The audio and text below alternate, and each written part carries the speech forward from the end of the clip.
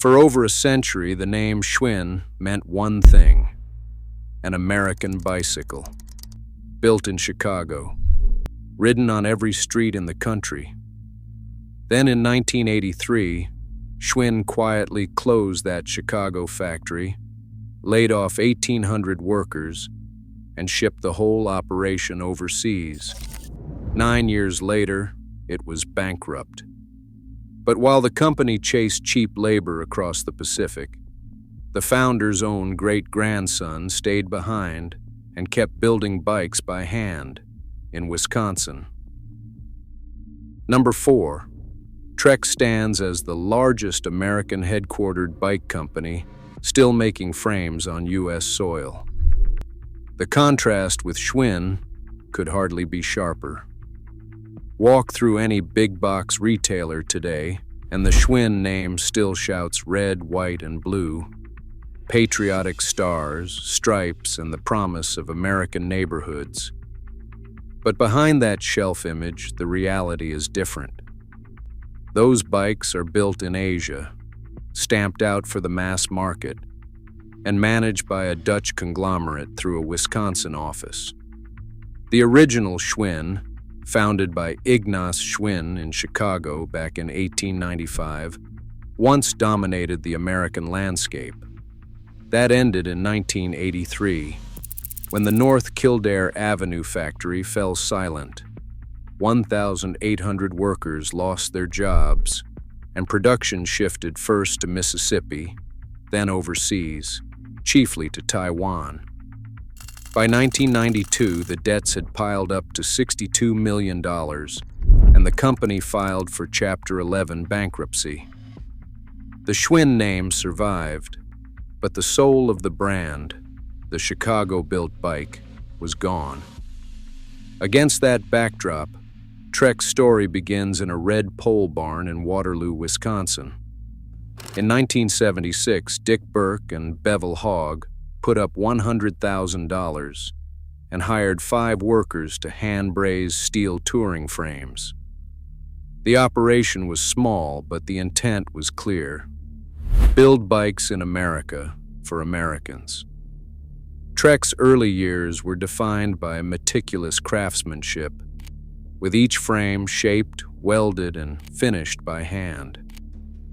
As the industry shifted toward lighter, more advanced materials, Trek responded with its own innovation.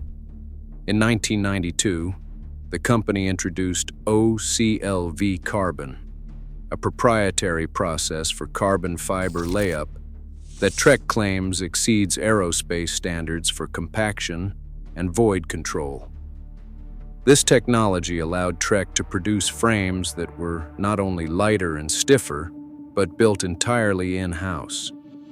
Today, most Trek bicycles are manufactured overseas, following the same economic logic that pulled Schwinn out of Chicago. But one part of the company never left home. The Project One line, Trek's ultra-high-end custom carbon frames, remains built, painted, and assembled in Waterloo. Each frame is hand-laid, painted to order, and finished by a team of expert builders, just steps from where the company began. For cyclists willing to pay the premium, these bikes offer not just performance, but a tangible link to American labor and ingenuity. Trek's survival as a domestic frame builder is a rare exception in an industry swept by globalization. In the wake of Schwinn's collapse, it stands as proof that American bike making didn't vanish. It just moved to a different barn, under a different name, and at a different scale. Number 3. The story shifts from corporate collapse to the stubborn persistence of family and craft.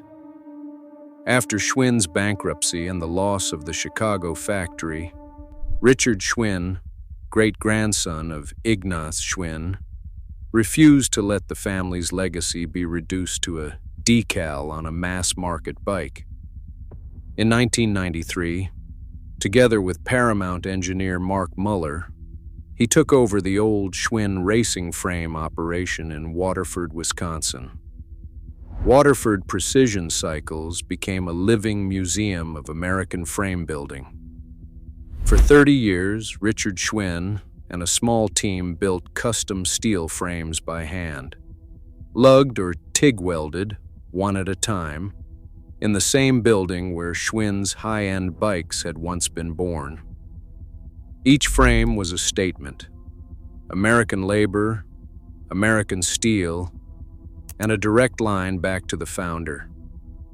In June 2023, at age 69, Richard Schwinn shipped his last frames.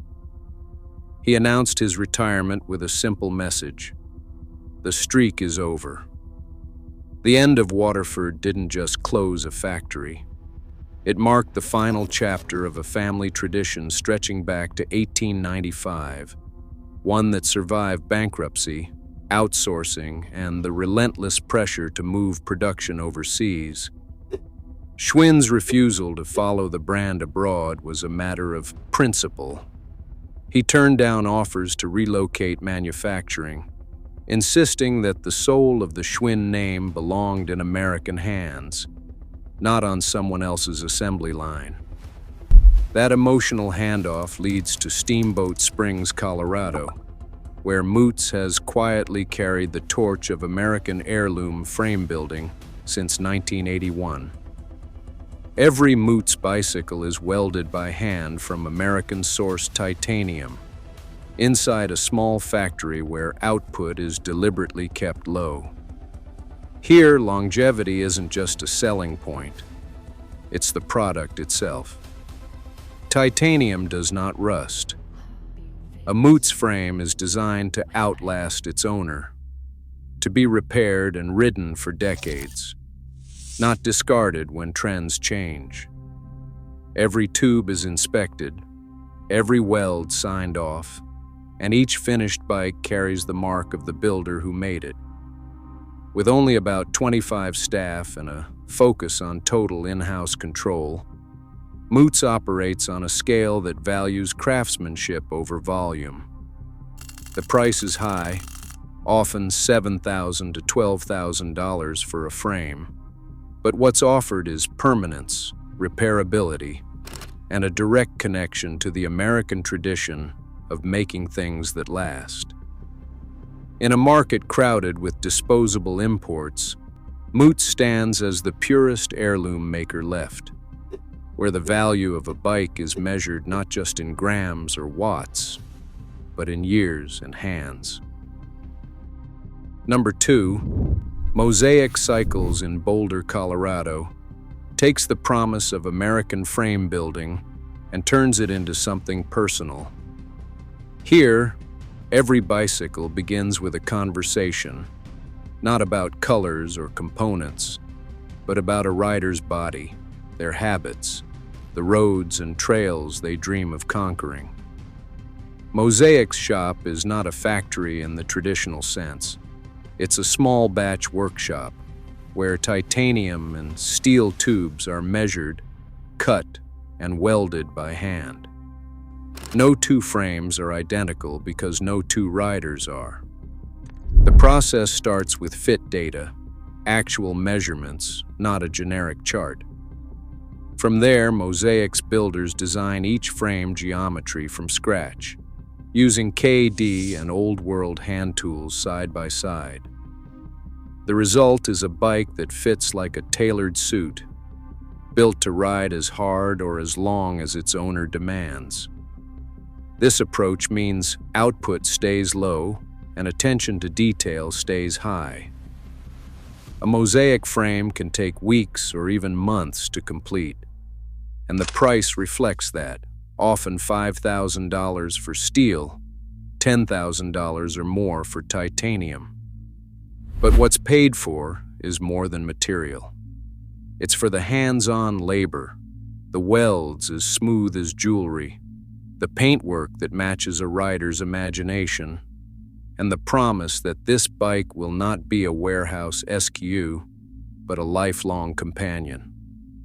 In a market dominated by mass-produced frames, Mosaic stands apart by making fit, finish, and longevity the entire business model.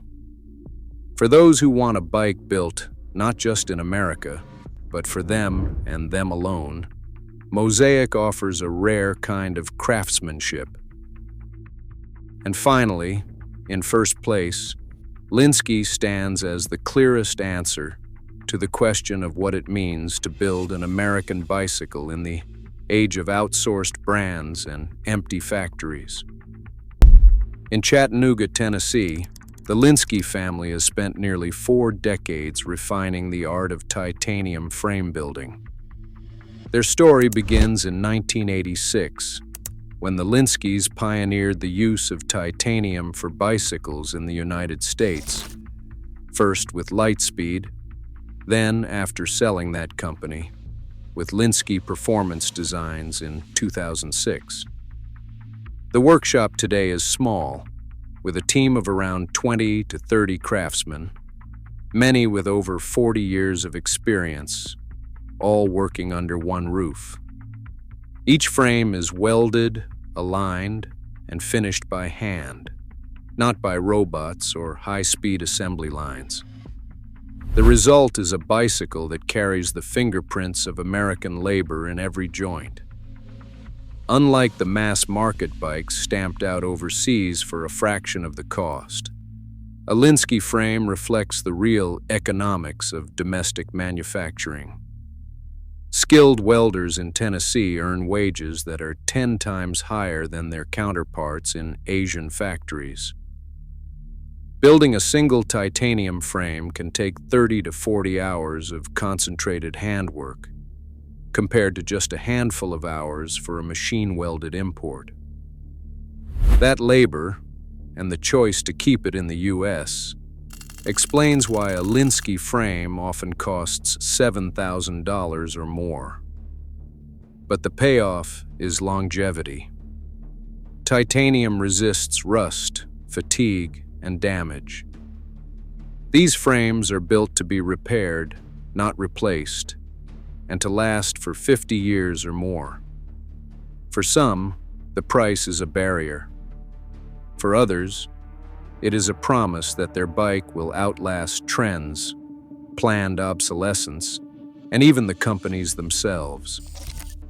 In a market flooded with badges that mean little and brands that have long since left American soil, Lynskey challenges riders to look past the logo and ask where the frame was actually welded. The answer in this case is clear: Chattanooga, Tennessee. The higher cost is not for marketing, but for the real wages, skilled hands, and the promise of a bicycle built to endure.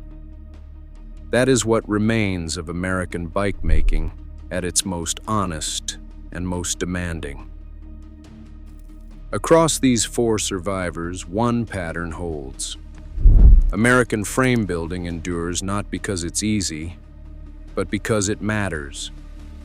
Every weld, every family name is a stand against disposability.